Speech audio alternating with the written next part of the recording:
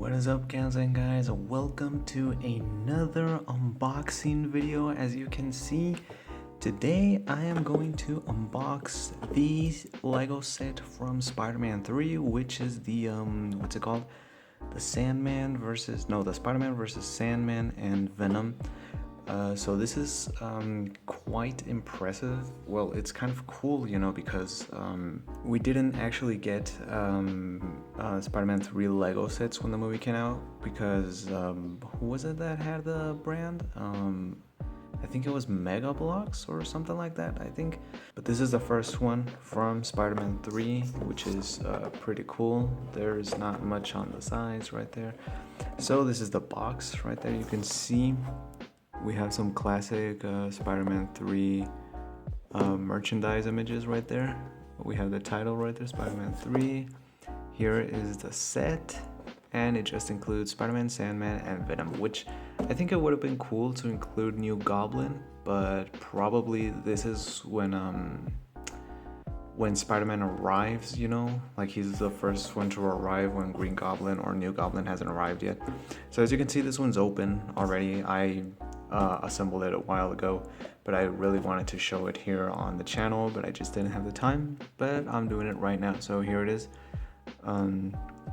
This is how the set should look like. So here is the first minifigure, which is Spider-Man with his classic red and blue suit. Here is the back. As you can see, the logos are pretty accurate, and that's something I'm always gonna like. Sorry if you hear the background dog. I'm very sorry about that. Someone made him bark. So, and I also like how shiny the webs look right there, So this looks pretty cool, It's the Sam Raimi Spider-Man in Lego form. So here is Venom. This is the first Venom Lego minifigure, and that's pretty cool. Look, I'm gonna say something. It looks cool that it has the tentacles and all, it does look pretty cool, but we didn't get that in the movie, so it's not movie accurate.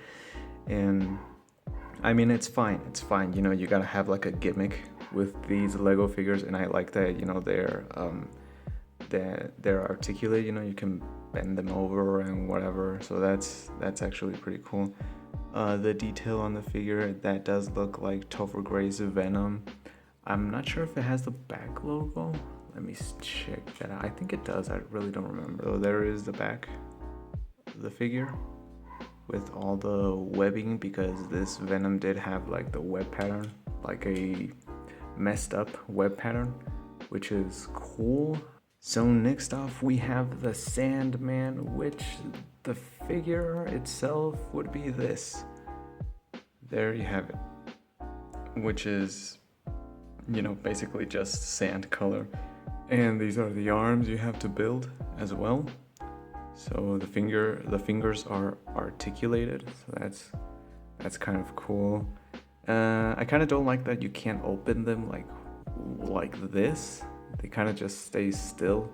So that's kind of like my only complaint, but I mean, it's Lego, so And this is like the rest of the Sandman body, which is also articulate. You can like bend it over like that as well, so that is pretty cool. And you just snap Sandman here, and that is like the full Sandman form. Finally, we have the whole structure of this Lego. As I mentioned, it was already assembled. I didn't want to get into like building it and whatsoever.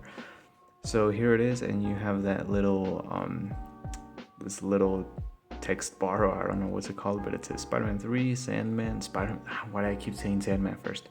Spider-Man versus Sandman and Venom. And so you can see there are some Venom webbing right there. You got Spider-Man's web hanging up over here.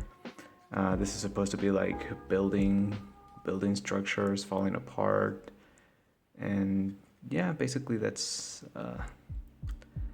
what this whole diorama, if you want to call it, is about. We have a fire extinguisher right here. This is a lamp, a street lamp, or a street light, I don't know.